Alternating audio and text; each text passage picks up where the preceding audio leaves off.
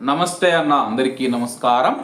లెబనాన్లోని Beirut పైన Israel భీకరమైన దాడులు చేసిన నేపథ్యంలో ఇరాను ఇజ్రాయిల్ పైన దాడులు చేసిందనమాట. దీంతో చర్చలు ప్రమాదంలో పడే అవకాశం ఉందని చెప్పేసి అమెరికా అధ్యక్షుడు డొనాల్డ్ ట్రంప్ పేర్కొన్నారు.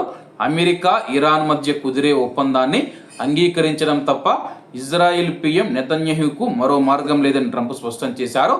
ఇరాన్ దాడి చేసిందని ప్రతీకారానికి దిగవద్దు, లేదంటే చర్చలు ప్రమాదంలో పడతాయని సూచించారు. రెండు దేశాల డీల్కు చాలా దగ్గరలో ఉన్నాయని చెప్పారు.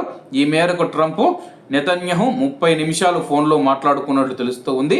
ఇరాన్ దాడుల నేపథ్యంలో దేశంలో స్కూళ్లకు ఇజ్రాయిల్ సెలవులు ప్రకటించింది. ఒకవైపు అమెరికా అధ్యక్షుడే ఫోన్ చేసి ఇజ్రాయిల్ ప్రధానమంత్రితో 30 నిమిషాలు ఫోన్లో మాట్లాడి దయచేసి మళ్ళీ తిరిగి ఇరాన్ పైన దాడులు చేయవద్దు, ఇరాన్ పైన దాడులు చేస్తే కానీ పశ్చిమాసియాలో ఇంకా యుద్ధం వేగంగా విస్తరిస్తుందని చెప్పేసి అమెరికా అధ్యక్షుడు చెప్పినా సరే కానీ బెంజమిన్ నెతన్యాహు అయితే వినలేదన్నమాట. పశ్చిమాసియా మరొకసారి రణరంగంగా మారుతూ ఉంది. ఇరాన్ దాడులకు ప్రతీకారంగా ఇజ్రాయిల్ రంగంలోకి దిగింది. ఇరాన్ దేశ రాజధాని టెహ్రాన్, ఇస్ఫహాన్, నాజాఫాబాద్ తదితర నగరాలపైన క్రూయిజ్ మిసైల్స్, వార్ ప్లేన్లతో విరుచుకుపడుతూ ఉన్నట్లు ఐడిఎఫ్ ప్రకటించింది. కాగా ఇరాన్ దాడి చేసిందని ప్రతీకారానికి దిగొద్దని, లేదంటే చర్చలు ప్రమాదంలో పడతాయని ట్రంప్ సూచించిన నెతన్యాహు వెనక్కైతే తగ్గడం లేదన్నమాట.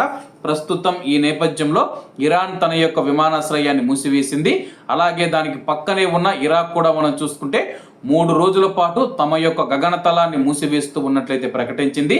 ఇజ్రాయిల్ కూడా ఏమాత్రం తగ్గకుండా తిరిగి మళ్ళా మేము దాడులు చేస్తాము, ఇరాన్కు తగిన సమాధానం చెప్తామని చెప్పేసి ప్రకటించిందనమాట. ప్రస్తుతం యుద్ధం మనం చూసుకుంటే మరొక స్టేజ్కి అయితే వెళ్ళిపోయిందనమాట. ఈ నేపథ్యంలో అమెరికా ఏ విధంగా స్పందిస్తూ ఉంది, అలాగే కువైట్ మరియు గల్ఫ్ దేశాలు కూడా మనం చూసుకుంటే ఎదురు చూస్తూ ఉన్నాయి ఏం జరుగుతూ ఉందని చెప్పేసి. ఇజ్రాయిల్ వెనక్కి తగ్గాల, లేకపోతే ఇరాన్ అన్న వెనక్కి తగ్గాల, ఇద్దరు వెనక్కి తగ్గకపోతే కానీ ఈ యుద్ధం సుదీర్ఘకాలం కొనసాగే అవకాశం ఉంది. కాబట్టి అందరూ బాగుండాలి, అందులో మనం ఉండాలి. అందరికీ నమస్తే అన్న, జై హింద్.